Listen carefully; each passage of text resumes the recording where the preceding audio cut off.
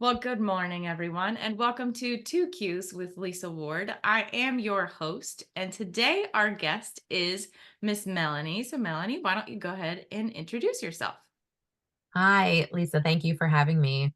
My name is Melanie Cristi, and I'm here because I am the CEO and founder of the Catalyst Exchange.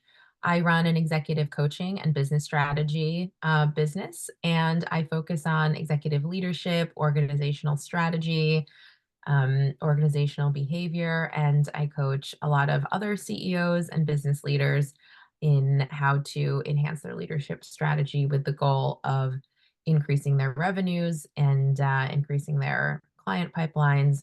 Always, revenue is the goal. Always. More sales allows us to do many other things. So, awesome. Yes, yes, Awesome. exactly. Awesome. Well, I ask everyone the same two questions, and your first one is, what do you want that you don't already have? I thought about this for a little bit, but it actually did not take too long to come up with an answer. And I think it is a really complete sense of self-love. That is something I work on a lot. Okay. So, what does that look like for you? What does it look like to to have a complete sense of self-love? Yeah.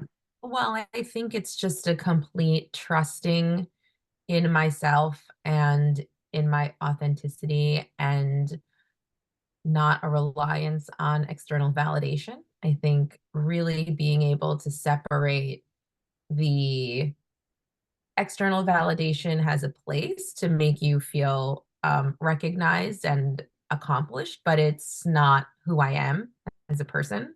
Hmm. It doesn't. It's not a reflection of me and my soul. And I think that I'm unpacking many, many years of being unable to necessarily separate those two things. And so, a work in progress, aren't we all? Hmm. Yeah. Do you see that being an issue for the clients that you work with, that they have a similar issue of like, no, that my decisions were actually accurate. This is where we need to go next for the Yeah, company. Do that's a you see great that? question. Yeah, that's a great question and something I was thinking I should have said this in my intro, but the really core value of the Catalyst Exchange and my coaching philosophy and how I was trained is around authenticity. So I worked in the financial services business, here in New York City for almost 20 years, working on trading floors where it's really, Oh. really about the bottom line at the Mhm. expense of almost pretty much everything.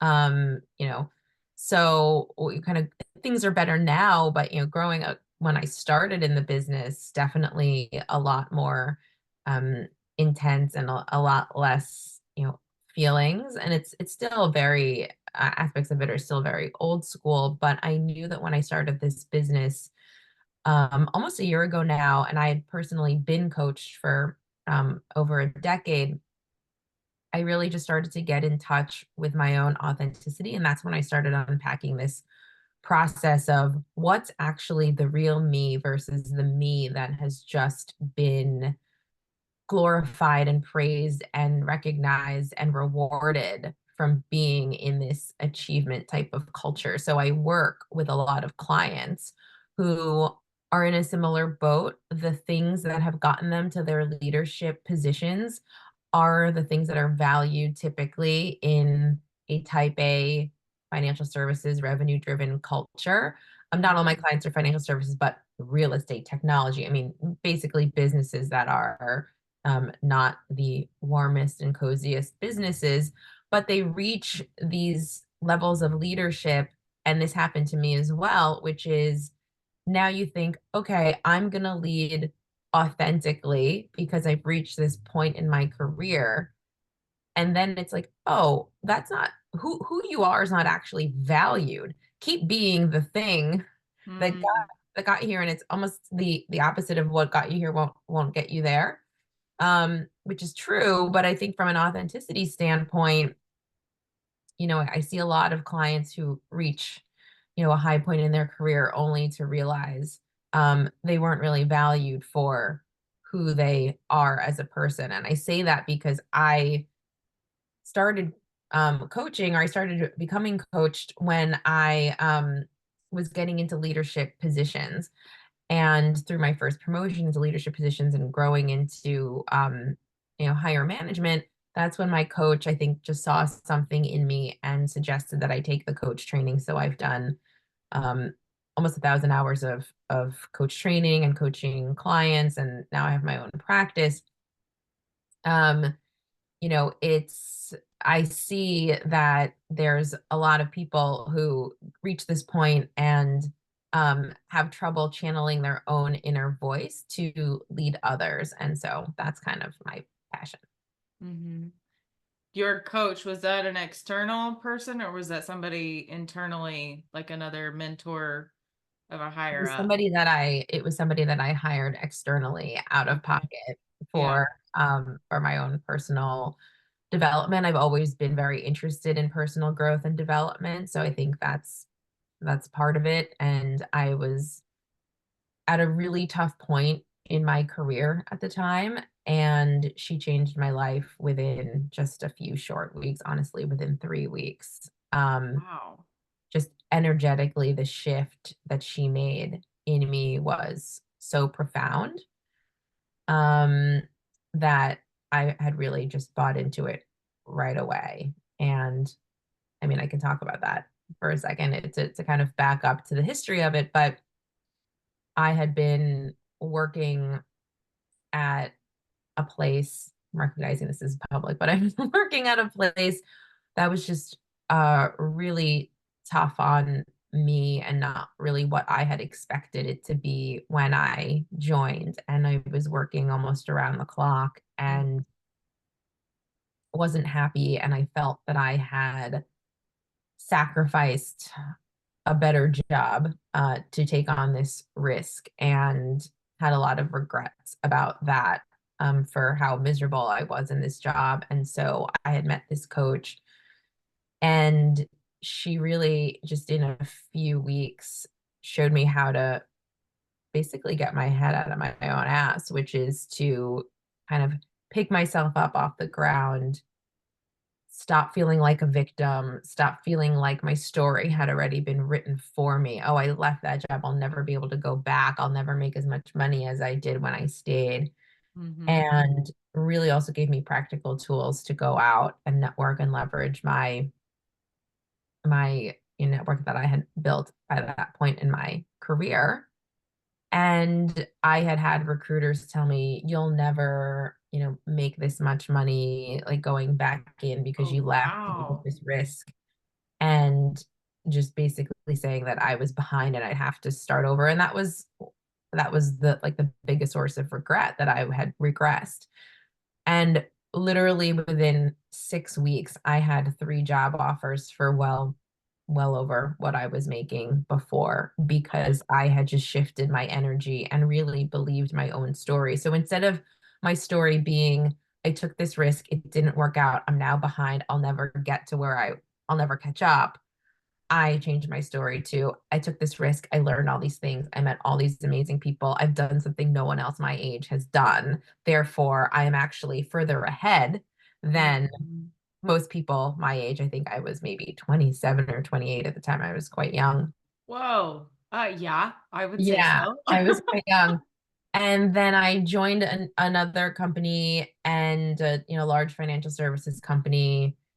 Thanks to coaching, got promoted quickly. And yeah, so that's kind of how I really bought into coaching. And that's when, she introduced me to some of her tricks and superpowers that I think made me a great manager and leader and coach. And I wasn't always, right. I mean, anybody that's watching this that I might have managed in my early 30s might have a different opinion, but I always knew that I wanted to be better and improve. And I think I still keep in touch with many people that I have managed in my career, and it's still come to me for career advice. So I think that's a testament to this Oh, works.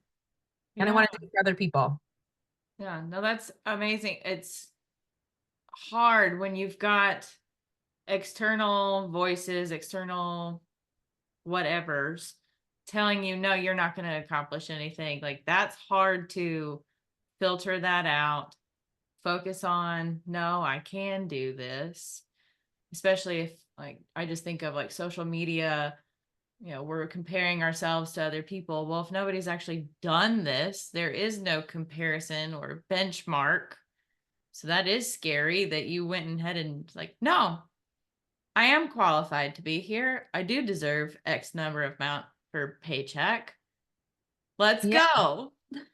exactly. And it's really hard to see when you're in it. And so that's the thing that I Yeah. work with a lot of clients on, is that they feel like the narrative has already been set for them, not just in terms of whether it's getting a promotion or um, changing careers. It's actually really more within the business. They're in positions of leadership where they are trying to grow businesses and take them to the next level. That's the part that I really enjoy.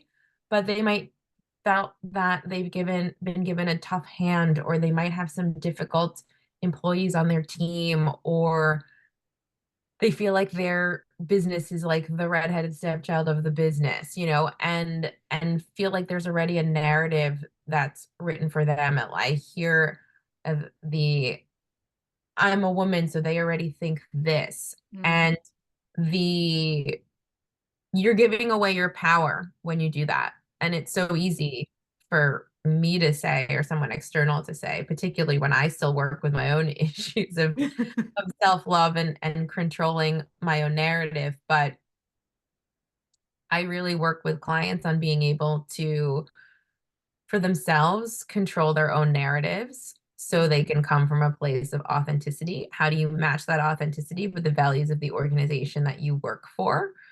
It's tough. Sometimes you don't feel like you share values with the organization, but I think in any case you can find something where the values align.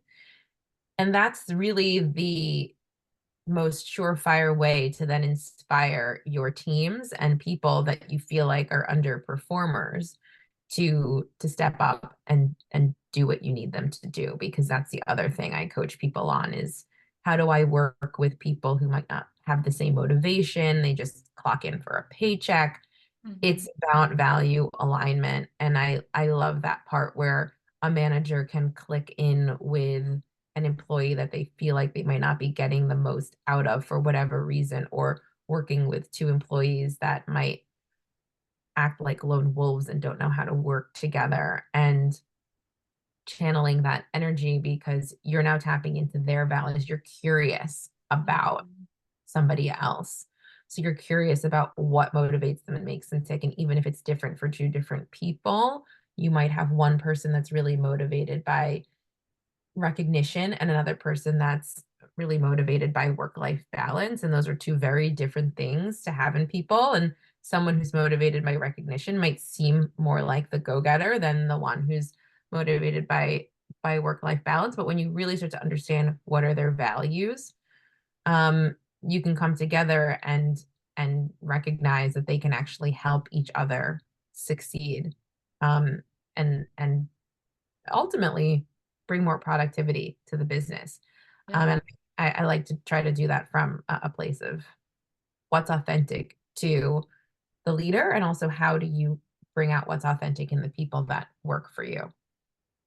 Yeah. Making sure that they feel valued and whatever they are bringing to the table, it is recognized and appreciated so that you get even more. Yeah. Oh, yes. All of those little nuggets are fantastic. I still have to ask you the second question. So, knowing all of that, how are you yourself then working on achieving, what's holding you back from recognizing that self-love and making sure that you are staying true to yourself even through this whole process? Because it sounds like we've had corporate box put on to us for a Yeah. while, and we're taking those layers off, and now that you've got your own business, you can appreciate that a little bit more. But what kind of steps are you taking for yourself to be able to do this? Yeah, it's really hard sometimes. It's really trying to recognize what's coming from the soul and what's coming from the ego, and what messages are coming from which part of me. And my coach that I mentioned before had also introduced me to the study of Kabbalah, which I'm not sure how familiar you are with that, but that's also profoundly changed my life to be a student of Kabbalah. And essentially, it's a spiritual practice that's kind of rooted in ancient Judaism, almost like a mysticism, but it's not really related to kind of the traditional practice of Judaism that you might know today. But it's really rooted in the spiritual concept of there's the the ego that tries to distract you from or challenge you from reaching essentially the light, whatever you want to believe that the light is, whether that's for you, it's God or just some other higher power, but from achieving kind of all of the abundance that you have to connect to like a universal power that helps you just feel kind of in flow and connected with the universe. And so, where is the ego challenging you? And I think that's the thing about these narratives, right? The narratives that I'm never going to make this much money, I'm never going to succeed, or I have so many of these things to overcome. There's so many obstacles in my way. Or the I'm not good enough. I'm not good enough. A woman's never going to be able to be in this position. It's a boys' club. All of these stories we tell ourselves are really the ego that is trying to get in the way of you finding that light. And for me, it's assigning value to things I think other people are going to think of me. So to get really like personal and specific, I think the reason I am struggling with this is just an identity from a very young age. So, very young age, I was very academically smart. So, I was reading at 3 and just always got straight A's and was kind of just like that type A child and I loved it. I was a very self-motivated child. I recognize that I'm Asian, but I'm Filipino, so I don't have tiger parents. I have stay at home and live at home forever and take care of your family kind of parent. So I wasn't raised in a family of overachievers. It was it was more this innate sense of, oh, I'm good at this thing, so I, I'm going to keep doing this Doing thing it. Yeah. because now I'm getting praised for being good at it. And I'm the youngest of all of my many second cousins. I'm an only child, so I don't have any, I only have a couple first cousins. But, um, sorry, what I was going to say is, um, I remember just being the kid that would go to these parties with the older cousins and they would like give me like trivia questions or ask me capitals. And it was almost like this show pony of look how smart this child is. She's this like Hmm. genius child. And that followed me. And so when I graduated high school, I'll back up. I went to a really small elementary school till 8th grade and it was just easy. I wasn't that challenged academically. And then I went to like a big public high school with 2,000 people and I graduated 11th in my class. Like how American is it to do like class rankings? And Hmm. all I remember for years and years, and I still feel this way if I'm honest with you, is I wasn't in the top 10, Oh, you know? how awful. You were so smart. Oh And my gosh. and just always Oh, like but that is totally a thing. I mean, that's how we get into colleges. Oh, you're not in the top 10%. I went to a tiny, tiny school. There were 36 students in my graduating class. oh wow, Kind that's of tough. hard to be in the top 10. Yeah. Anyway, continue. Sorry. You are smart. So it always kind of was in me that I needed to be the best, to go to the best school, get the best job. And I realized that like that whole concept of best is a judgment in itself because it's best relative to something else. Mm-hmm. And even now when I think about my business, I actually am not big on social media. I don't other than when I announce my business, I don't post on LinkedIn because I have a fear of judgment. Um, Mm-hmm. and does it potentially hold me back from from getting business. Yeah, so I struggled with this authenticity of it's not really me to be a big megaphone type of person. That's not really my personality. I love public speaking, so Mhm. that I am happy to do, but I'm not a big like social media warrior or that type of thing versus how much of it is the fear and ego of being judged. So that I think to me is like a struggle. How much of it is truly that's just not who I am, and therefore um I'm going to do things that feel more authentic to me, like leveraging my word of mouth network in Hoboken, where I live, which is a very small city. Um, it's a mile square with, I think 40 or 50,000 people that all commute into the city. I have a fantastic network there that extends to who they know. So the word of mouth thing is working. Mhm. Um, but how much of it is also just fear? If I put something out there, Yeah. it will be judged by others, and my ego won't be able to um, handle all these thoughts about, do people think I'm successful? Do people think I have the best coaching business? I mean, it's oversimplifying the nuance of the feelings, but that's the thing I struggle with sometimes. I even struggled with launching and what people might think of that, of Mhm. um the way some people reacted to me doing this was almost as if I told them I was leaving finance to go like work on a farm Yeah, I or was gonna something. say a flower farmer, like something Yeah. totally different. And so that was hard for me too, because it made so much sense to me. It made Mhm. so much sense in what I explained to you before of having a coach that helped my leadership, that helped me be more effective and get more out of people. And how can I do this for other executives and other people in the business? Mhm. Um, and so for people to look at it like, she's gone off the deep end and she's moving to a farm," I was like, wow, like, is that what people think of me? Like, do people think I gave up or that I couldn't handle it anymore? Or do they think I, um, have a rich husband or a trust fund or made so much money that I don't need to work anymore? Like, none of those things are true. Absolutely none of them. I Ah. absolutely need to work to feed my family. I absolutely have never gotten anything easily financially. I don't have debt other than mortgages. So, yes, I'm fiscally responsible, but Mhm. um I would hope so if you're advising other people. It's kind of like we have to be. But it's nuts that we tell ourselves these crazy stories. We dedicate so much energy to maybe one off a face that's like, a look that somebody gave us or a comment online.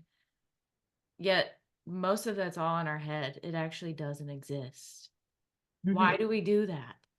Yeah, and if it is true for people, if there are people who are judging, it has to be a recognition that that's more of a reflection of what's in themselves than a Mhm. reflection of me.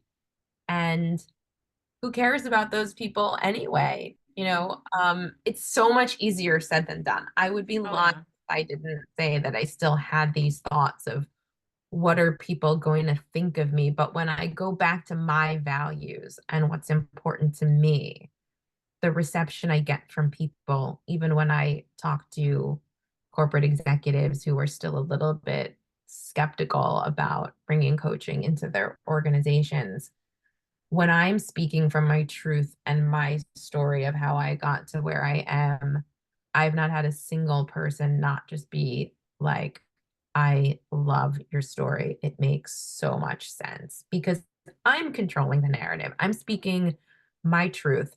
And in the earlier days when I might have tried to be caveating things a little bit by um, maybe coming more from a place of like, this isn't crazy, guys. Like, this makes a lot of sense, as opposed to, this is what I did and this is why I did it. People can Mhm. sense that little distinction in Mhm. your energy. And so what I tell a lot of clients is, especially women, give away their power without knowing it. And they can go into meetings or go into difficult conversations and come from this place of, I'm coming to you and I hope I get the outcome I want. Ugh. And Ugh.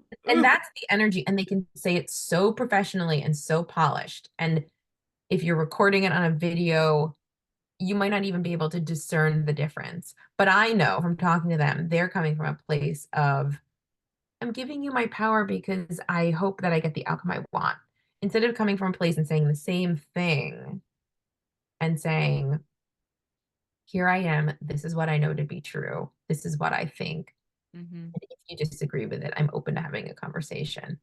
Yeah. And that energy is different. And that applies to in-person conversations. It applies to emails, texts. It applies to any form of communication. Mhm.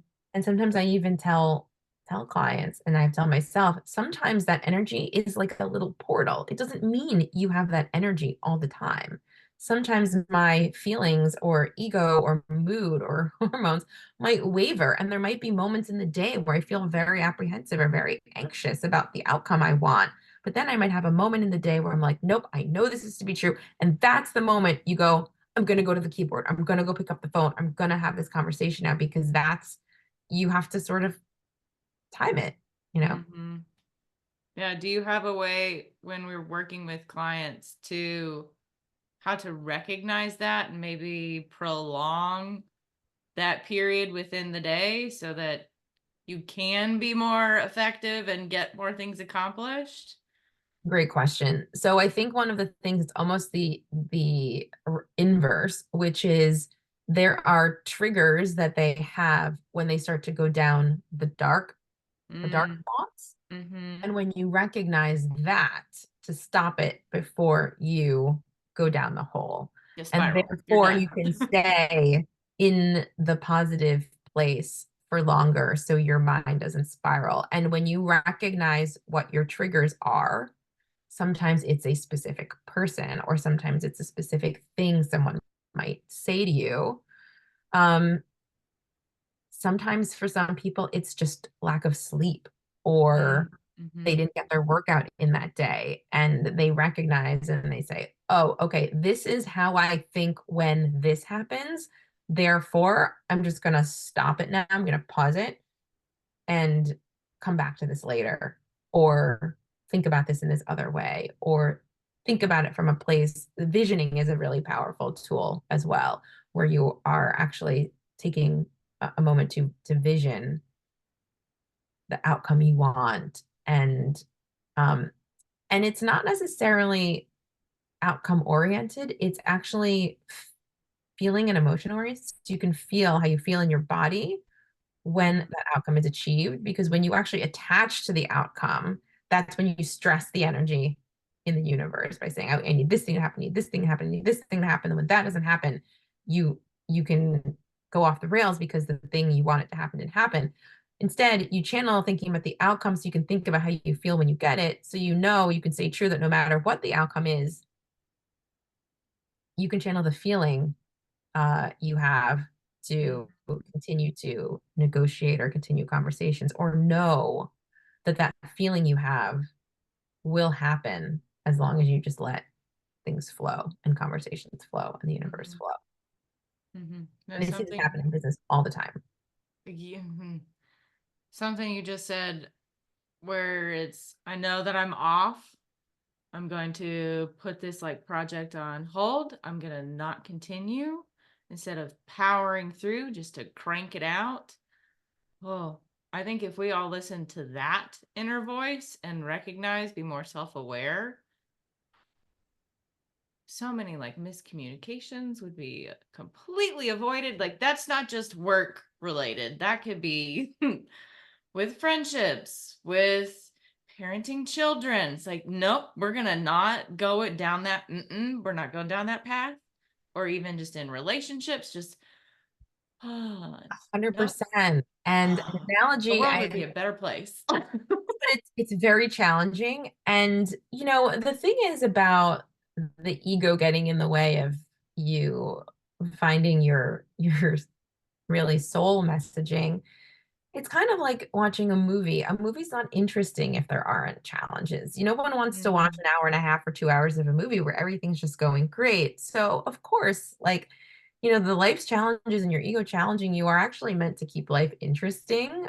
Uh, as as crazy as that sounds, but it gives you something to overcome so you feel like, you are growing, and that growth Mhm. is really important to everyone feeling good about themselves. But an analogy I love to give to your point about relationships and then tying that to business is sometimes it's easier to understand when you give an analogy that's not actually related to the thing you're trying to do. So, one that really works for me is the, and we can use any gender for this, I'll say it both ways. The the girl who's looking for a husband, or the man who's looking for a wife, and you're just giving that energy of every guy or girl you date. Are you the one? Are you the one? Are you the one? Will you marry me? Will you marry me? Are you going to put a ring on my finger? Are you the person that's going to be the father of my children? Are and instead of just enjoying the dates, enjoying meeting the people, being curious about whether or not this person is um you getting to know the person, or whether they are as compatible with you as you feel, instead of kind of feeling this pressure of like, I want to get married, I want to have babies, and I want to do this, etc. And so you can repel a perfectly great person because you're putting so much pressure on an outcome you want, and then the relationship might end sooner, or the other person might just feel too much pressure to make you happy or give you an outcome when they're not ready. Mhm. And that's, I think, just energetically how you might stress the energy between two people. When you apply that to anything, you are wanting to get a promotion, or want to Needing be to make a recognized, sale need or to make a sale. or Exactly. landing the job, your interview after interview after interview. Right. So, or even when my kids, I say this to my kids all the time, and they ask me, "Can we have ice cream?" And I'll say, "Yeah, we can have ice cream after dinner," or something like that. All day. "Can we have ice cream after dinner? Can we have ice cream?" And then I literally will say to them, "If you ask me one more time, I will change my mind. But if you don't ask me again, you'll get the ice cream." So it's just this, kind of just letting things flow. And I think if you think back to your own life or your own experiences, you can always think of a time where you took a step back and you just let things flow. And that's when the universe starts to show you that it was Mhm. working out for you in the first place. Mhm. Yeah. Oh, I love that. I love all of that. That's wonderful. Um, Going back to your coach, I mean, obviously you got the new role within work. That's why you sought out one. But what kind of headspace were you in to actually receive what they were telling you so that you were growing? So this is more like from your new client's perspective. Mhm. What was it that you internalized that made your growth that much more successful? So if people are listening, okay, do I want to hire a coach? Am I in that point in my career so that it's actually, I pay the money, but I actually get the growth I want from it? And Yeah. Oh, there's so many things to unpack in that question. It's really an excellent question. So I'll answer it kind of part by part. For me, when I look back at that time, it was many, many years ago. I think we started working together in 2012. It was, I just, I don't know what made me take to her so easily. I almost felt like I became a little bit of a protege because I just did the work. Um, I think it just made a lot of sense to me that, when you are a control freak and you feel out of control, the concept of I actually have control, and I even say this to my kids, like, you have choices, you have a choice. You can be angry that you didn't get what you want, or you can choose to enjoy the fact that we are doing something fun right now. And I took that and I said, I could be angry that I took this job that wasn't what I thought it was, or I can realize that I had unique access to, at the time, like a top quantitative researcher in the industry who actually gave me a lot of credibility in the future roles because I had worked so closely with him and I didn't see it that way at the time. Mm. And just the control, I think, and when I saw it work, that helped a lot. To your question about the investment in coaching, my coach said this to me, is that money is energy. So the transaction is energy, and you have to be in the right mindset to think of it as an investment in yourself that's going to have a return on investment. At the time when I started working with my first coach, I was engaged and planning a wedding and paying for the vast majority of it ourselves. And I didn't really have the money to spare, but I looked at it like I was investing in myself, and the fact that I got an offer that was so much more than not only what I was making before. I mean, it was almost double what I was making before and more than I would have made had I stayed in the business and not left for a couple of years. That the return on investment to me was 100% worth it. I mean, and so I think you have to not look at it as like this cost, Mhm. and you still give control to the other person. I'm giving you this money, so make me better, right? I'm going to pay you personal trainer at the gym, make me stronger. But no, you have to do the work. You're the one Right. that's putting the reps in. You're the one that has to go to the gym in between sessions and continue to do it. You can't expect to pay somebody $1,000 to train you at the gym and that give you the body you want or the physical fitness you want. And same thing with coaching. You don't hand them money and say, if I don't get that promotion, I don't get the job, that's your fault, right? You give them the money as the investment in yourself. So how much do you think you're worth? So that's energetically what's linked to Mhm. it. And you have to be ready. I do not take clients that I don't think are ready for coaching. I do a 1 hour, usually about an hour chemistry call initially to ensure that one, it's the type of coaching that I do. There's many different modalities of coaching, and I want to ensure that the person is looking for the type of coaching I do. Some people are maybe looking for something closer to a consultant or someone looking for someone closer to a therapist, honestly. Um, Mhm. really looking for a coach. I mean, literally in the sense of the term, you think of sports, like I am going to help you do the thing you already do in a more optimal way. Maybe see things that you're not seeing. Look at the field of play to help you do your job better. That's kind of the the view I take of it. And I don't take clients that aren't ready because you're investing in your own success and you have to be bought into it and you have to, fully go in and fully commit and be energetically ready to do the work. So how do you gracefully tell somebody you're not ready yet?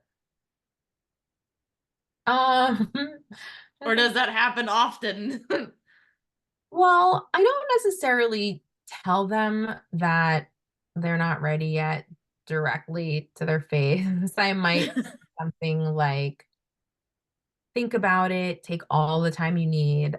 I'm here when you need me. And I won't necessarily just send them a contract or put anything together. I'll just say, I'm here for you.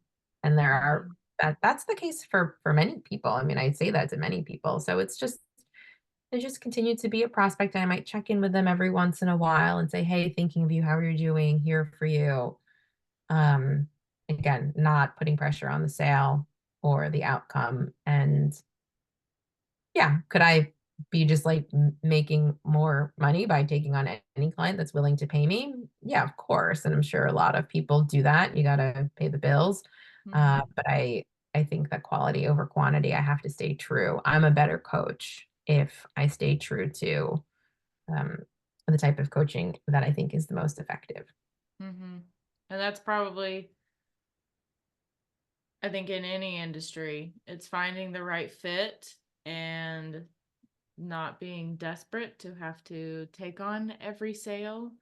Hmm. I've seen some businesses that, like, okay, yeah, no, we probably should not have worked with that person and done a contract with that person. Whoops. Oh well, now we know going forward, not going to work with that type of vendor or that type of client, that type of customer. So Yeah. that's good that you already value, it's that self value, it's all full circle. It's making sure that you stay true to yourself and know what you're worth. Yeah. But then And I you think also that do your applies, best work, when exactly. you're appreciated.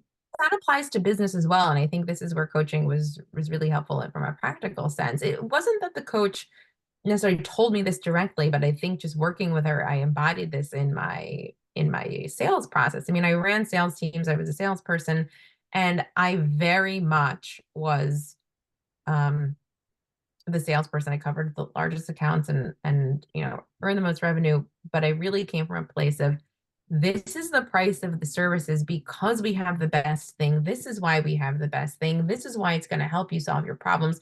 If this isn't the right thing for you, that's okay. Here's other ways we can support you, other ways we can help you. I never was like, and you're done, we'll walk away, I'll never talk to you again. I'll say, here's some other things. We'll always be here when you need this. It's not like I ever talked to a client who didn't need anything, right? We'll Right. still give you this analytics, we'll still give you this research, we'll still provide this pricing. But if this price for this product isn't working for you, um, that's okay. Come back to me when it is. Mm-hmm. And there were other people, not just on the sales teams I'd been on at my company, but in other companies that are like, okay, well, they and I even had people come to me as a manager. Can we actually give it to them for less? Can we give them more? No. Can we construct something where blah blah blah? And I said then um you're not representing the value of the thing you said was worth so much money, Mm-hmm. right? Like that was worth it because it benefited you. Now they use it and they try it and let's say this particular, in my business, like a trading strategy, let's say this trading strategy is not actually getting them the returns that they thought they did when they agreed to this price, then we can have a conversation. Then we can say, why is it, were you using the wrong strategy? Or you can work with someone, and if it then becomes a theme across many clients, then maybe you go back to like a product team and say, hey, we used to be charging this premium for this service or strategy, and now over time we're seeing the return starting to deteriorate. Is it because other competitors, is it the market changing, whatever? You have to Mm-hmm. have a dialogue about it instead of just being so quick to say, I got the sale, I got the win, let's reduce our margins. I think that's why I was also a really effective salesperson. And I think you teach people how to treat you. And so I taught clients to, I guess, treat me with the respect of, I'm telling you that this is, I stand behind the product. And Mm-hmm. I think that's the way to apply that same. You're controlling the narrative. You feel confident in what you have to offer. And it Mm-hmm. helps if you do believe in the product that you're selling. If you're Oh, selling, you have to. you don't believe Otherwise, that it people works. can see it. Exactly. So that's, I think, where the genuineness comes from, and it not just being about coaching or your inner work, but also you can. I love this framework because it works for real practical situations in a business context as well. It is not just woo woo energy. It is real. It works transactionally. It just works. Yeah. Oh, absolutely. Yeah. And it's not just in business, that can also be in your personal life too. So that's Yeah. fantastic. I'm so thankful that we were introduced to one another. Oh, thank Um, so one last question. If you have, so people are listening and they're thinking about getting their career to their next step, or their business, they own the business, and they think that they need an external person, what piece of advice, as they're looking for a coach, because there are so many different kinds, how do you decipher like who's a best fit for them Yeah. as Well, they're I doing think their it's research? Yeah, I think it's to think about your goals and what you're trying to achieve and which coaches are there to help you achieve those types of goals. And there are coaches and people who don't know what they want. They might be going through a career transition and they say, I know I don't want to do this anymore, but I don't know what I want to do next, and help you goal set. There are coaches that do that. I don't do that. I like to work with people who their goals are fairly clear. Mm-hmm. Um, and that doesn't mean that when I work with them, they don't realize that they actually thought that one thing was a goal and it's actually something else. But it's a different, again, it's a different modality. So I think you have to think about what's the thing you're trying to achieve. And even in that example I gave, your goal is to figure out what you want to do next. That's still the goal. But even if you don't know what the goal is, your goal is to figure out the goal. Um, and there are coaches who are for um, I just need a sounding board. It's lonely at the top and I don't have any confidence and I can't trust anybody in the room, or I want to be able to speak raw with somebody about the struggles of Yeah. you know, Yeah. and more of like a sounding board. And that's a particular type of coach as well. And then there are the ones who are really, which I love personally, is the ones who are, in an organization and want to get that organizational structure optimized. I have this team, and is it the right size? Is it the right people? Are we focused on the right things? Some people aren't getting along as well as they should. Like, to me, that's the really fun stuff. Particularly for newer leaders, or leaders that are finding themselves in bigger roles with bigger mandates, or, like I said, CEOs that are going through, a time of change or transition. Um, even back when I was in college, my double major was finance and organizational behavior, and then I started my career as a change management consultant before getting into the financial services role. So I look back and I think to myself, wow, even as a kid in my early 20s, I sort of already was interested in this intersection between business and organizational dynamics. But I Mhm. also really love sales, so it's kind of why I never really went like an HR talent management route. I actually love just being in the business and doing the sale and closing the deals. And um, yeah, so I think this blends perfectly with that. Oh yeah, you've literally made your perfect career path now. We'll see. Took you I'm a while to get there, but that's still okay. trying to That was figure it part of your out. story. Many moving pieces, still trying to figure it out. So still much career runway ahead of me. But yeah, That's for awesome. No, sure. I'm super excited to see where you go next. Well, thank you. I will definitely keep you posted. Yeah. Definitely a lot of interesting things on the horizon. So, and if anybody's watching that lives in Hoboken, New Jersey, which is a small city, I do run workshops under the Catalyst Exchange umbrella, but it is totally free. This is just a community. I'm not trying to upsell you on any coaching services. This is just a community of like-minded professionals where you can be with a group of girlfriends, where you talk about work stuff, share your wins, talk about anything that you're struggling with in a really safe space. And I hold these circles and workshops about once a quarter. One's coming up next month. And the reason I keep it to Hoboken is, I mentioned, it's a mile square, so there's no excuse to not make it because it's too far. That your excuse can't be that it's too far away. Yeah. You're within a mile of anywhere in town. So and I love that. I love just being able to have authentic conversations with other great female professionals. It's been a great community that I started a little bit over a year ago. So Oh, man. Okay, well, I might have to hop on a plane to come to yeah, that. That sounds like a great community. And yes, that could be a whole other episode of like having a study group and having a community that you sounding board, other professionals, other industries. Yeah.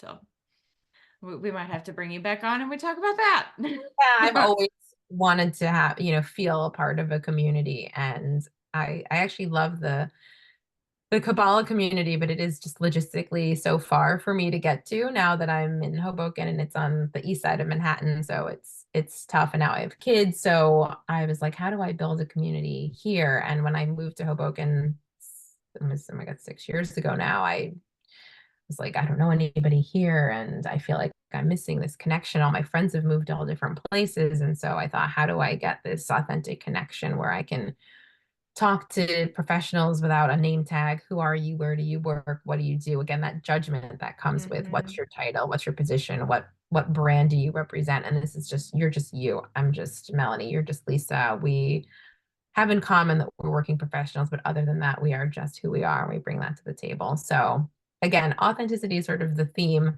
And tying into the original question you asked at the very beginning is, how does that translate into like a really, really deep and profound sense of self-love that is so unshakable that I don't have these other voices of, are you good enough? Was that the best? Yeah.